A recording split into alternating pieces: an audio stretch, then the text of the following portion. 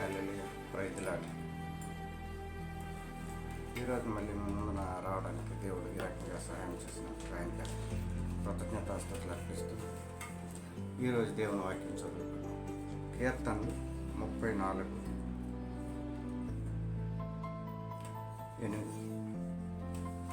యెహోవా ఉత్తముడని రుచి చూచి తెలుసుకొనుడి. ఆయనను ఆశ్రయించు నరుడు ధన్యుడు. హల్లెలూయా. ఇక్కడ దేవుడు ఏమంటున్నారంటే, కీర్తనకారుడు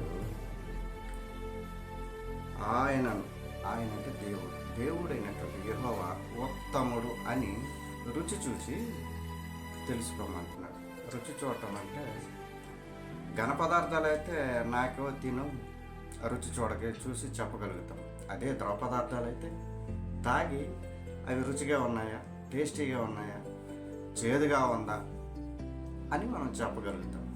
కానీ ఒక వ్యక్తి దేవుడు ఉత్తముడు అని ఎలా చెప్పగలుగుతాం?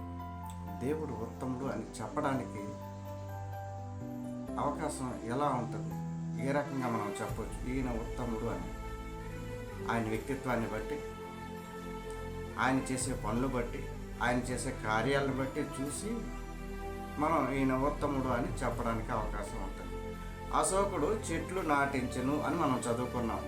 అశోకుడి కాలంలో అప్పుడు మనం ఉన్నామా?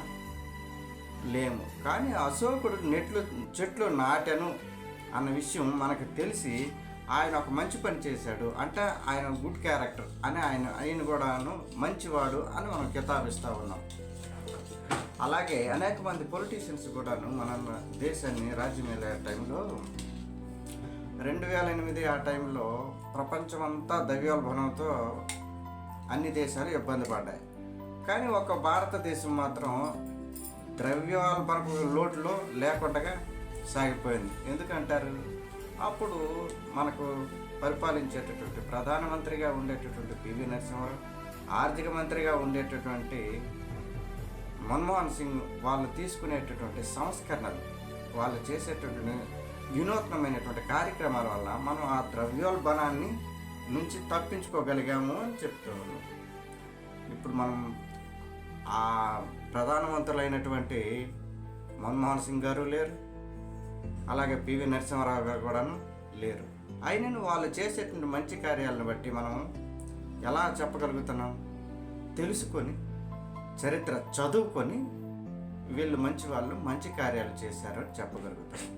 అలాగే దేవుడు ఉత్తముడు, యెహోవా ఉత్తముడు అని ఎలా మనం తెలుసుకోగలుగుతామనంటే మనకు ఎవరైనా చెప్పాలి, లేదా ఆయన యొక్క చరిత్రను చదివైనా తెలుసుకోవాలి. ఈ రోజున నేను తెలుసుకున్న దేవుడు, నేను నమ్మే నా దేవుడు ఉత్తముడు, బలవంతుడు అని నేను నమ్ముతా ఉన్నాను. నమ్మి ఆయనను ఆశ్రయించాను అంటే నేను ఆయనను ఆశ్రయిస్తూ ధన్యుడిగా జీవిస్తూ ఉన్నాను. మీరు అలానే ఆయనను నమ్మి ఆయన వాక్యాలను బోధించే బోధకుల ద్వారా మీరు ప్రేరేపణ పొందుతూ ఆయన విశ్వాసం ఉంచి ఆయన ఉత్తముడని మీరు తెలుసుకోవాలి.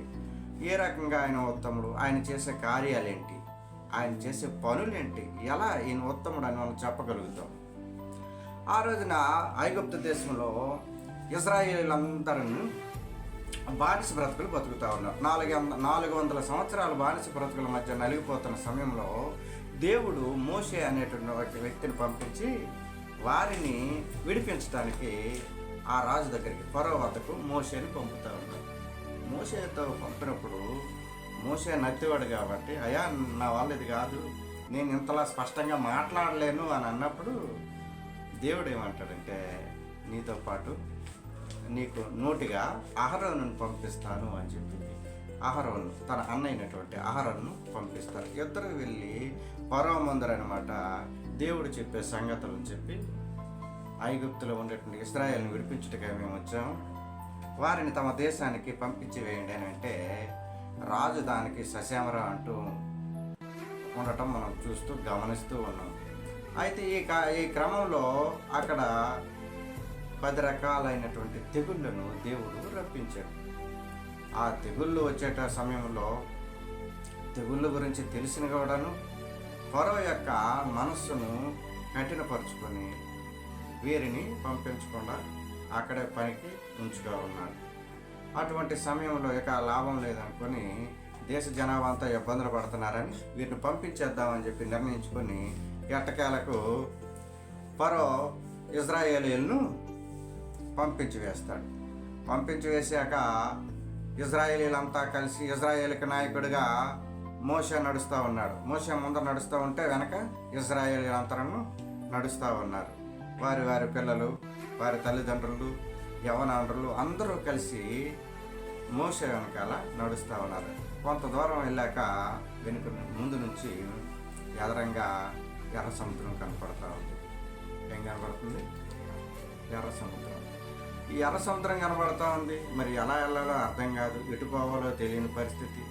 తెలియని దారిలో తీసుకొచ్చాడు. మేము ఎప్పుడు ఏ దారిలో చూడలేదు అనుకుంటూ సొనుక్కుంటూ అక్కడ ఇజ్రాయేల్ జనాంగం అనమాట మోషేని గురించి తిట్టుకుంటా ఉన్నారు. ఈలోగా ఫరో సైన్యం వెనక నుంచి తరుముకొస్తుంది. పొమ్మన్నట్టే పొమ్మన్నాడు, కానీ సైన్యం వారిని తరుముకొని రావడానికి గల కారణం ఏంటంటే అక్కడ మట్టి పిసికేవాడు లేడు, అక్కడ పనిచేసేవాడు లేడు, నీరు మోసేవాడు లేడు. వీళ్ళెవరూ లేకపోయేపాటికి ఆ లోటు స్పష్టంగా అక్కడ ఫరోకి, ఆ ఐగుప్తీయులకి కనపడటం వల్ల వీళ్ళని ఎలాగైనా సరే మనం బందీలుగా బంధించి వెనక్కి తీసుకురావాలని చెప్పి వాడు పరుగెత్తుకుంటా తన రథాలను తీసుకుంటా గుర్రపు రథాలను వేసుకుంటా ఇజ్రాయేల్ మీదకి వస్తున్నాడు.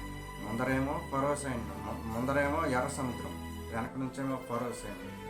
ఎందుకు ఇలా ఉందనంటే ఇక్కడ ఎలివేట్ అవడానికి, దేవుడు తన గొప్పతనాన్ని, దేవుడు ఎంత బలవంతుడని తెలియపరచడానికి ఇక్కడ ఎర్ర సముద్రం ముందర ఇజ్రాయేల్ని నిలబెట్టేశాడు.